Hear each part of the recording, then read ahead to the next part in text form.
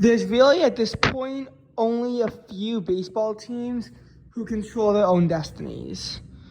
And the reason why they can control their own destinies is the virtue of their schedule.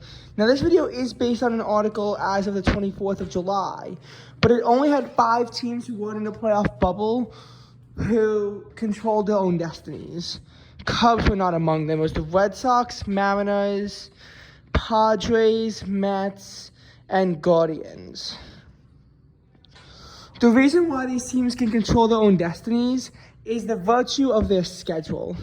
Pretty much because of teams that they're going to need to be playing, if they totally win out amongst all their games, they are going to make it into the postseason regardless of another team's success.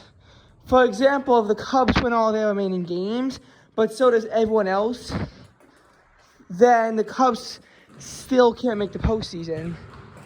But for the Red Sox and the Mariners and the Guardians and the Mets and the Padres, this is outdated as of a week ago, so that might have changed.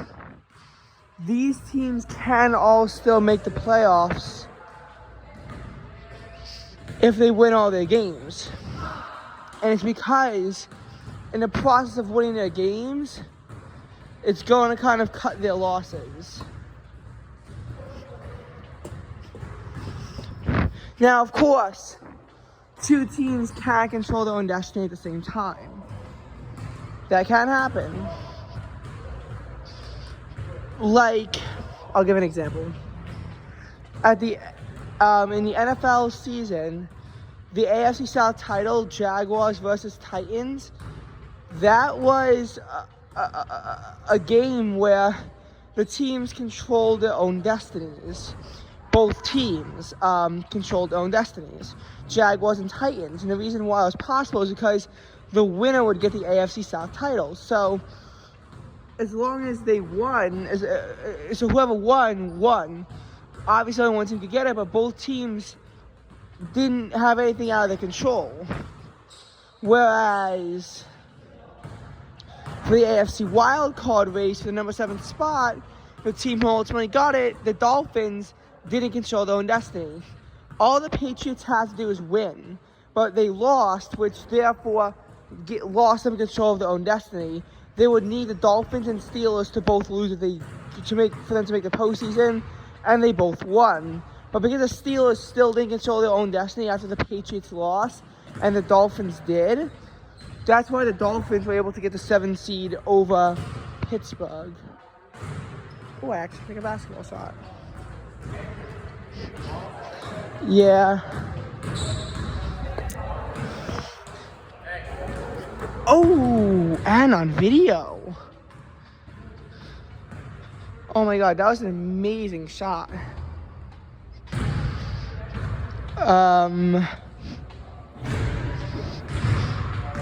Anyway, so that's kind of what it is. And when teams can't control their own destinies, oftentimes they actually miss out on the playoffs because, again, they win, but then another team wins, so it's like out of their control.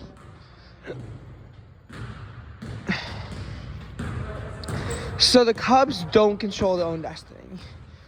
This is almost to be expected. We've lost so many games and so many series against important teams that even if we pop off now, we can't do it alone. This doesn't mean that we can't make the playoffs. We can absolutely make the playoffs.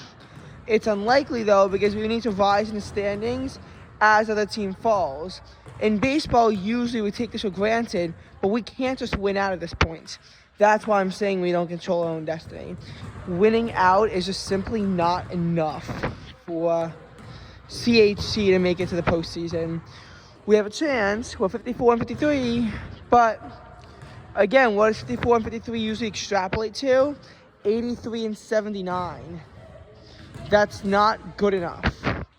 And while I don't think we're going to go 54 and 108, us going 109 and 53 would be a true miracle. We are not winning out. And that's why controlling your own destiny at this point in baseball simply isn't that important because you really can't win out.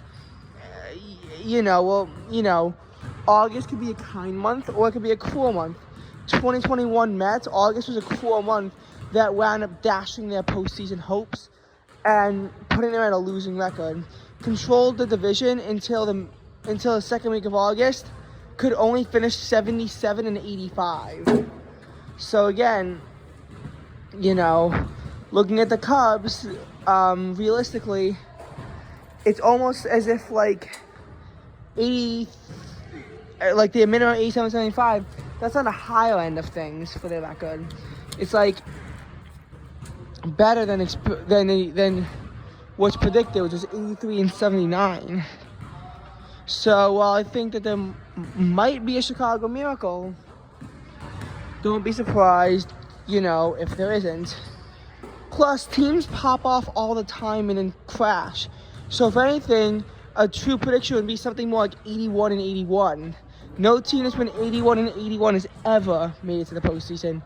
82-80 Padres did by controlling a very weak NL West. The NL Central is not that weak. Brewers and Reds, they won't collapse that fast. The NL Central is not nearly as bad as the AL Central this time around, despite not being great. 2006 Cardinals, sure, they won the World Series 83-78, again, a very weak NL Central. It will not be this weak this time. The 1973 Mets, the NL East, which was a lot bigger back then, was very weak that year. And a lot of teams were very close competition. The 82-79 Mets wound up edging out all of them, but only barely. And the Mets were able to make it to the World Series. They lost the World Series, but they made it to the World Series. So, again, it's always been a tough gamble in this regards.